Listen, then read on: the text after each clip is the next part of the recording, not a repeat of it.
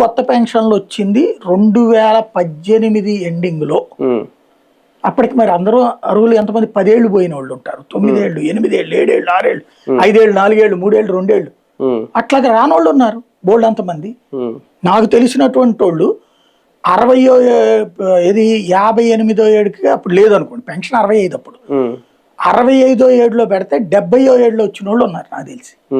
తర్వాత 60కి తగ్గించారు, తగ్గించి వాళ్ళకి చివరి నిమిషంలో అనౌన్స్ చేశారు లాస్ట్. అది కూడా అప్పటికి అర్హత ఇది ఉన్నటువంటి. అది దురదృష్టం అంతే, ఎవడేం చేయలేడు.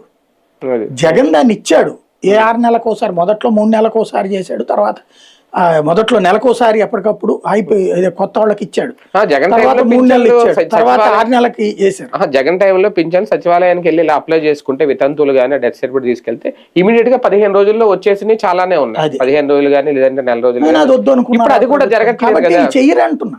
వీళ్ళకంతా కూడా ఇప్పుడు జగన్ టైంలో, బాబు టైంలో 45 లక్షలేమో ఉండే పింఛన్లు 2019 ముందు. జగన్ టైంలో అది 67 లక్షలైనాయి. ఇప్పుడు ప్లస్ ఆ వికలాంగులకు కూడా పెరిగిపోయినాయి భారీగా.